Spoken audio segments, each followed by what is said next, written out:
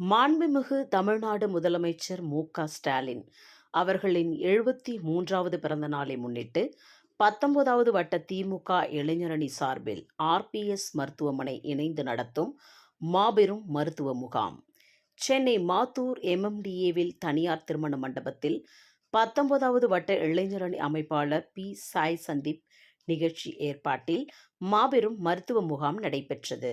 19வது வட்டக்கழக செயலாளர் கா. தாமரை செல்வன் தலைமையில் மாதவரம் வடக்கு பகுதி கழக செயலாளர் Puzhal M. Narayanan, K. Kasinathan MC. முன்னிலைமையில் Chennai வடகிழக்கு மாவட்ட கழக செயலாளர் மாதவரம் சட்டமன்ற உறுப்பினர் எஸ். சுதர்சனம் மருத்துவ முகாமை துவக்கி வைத்தார்.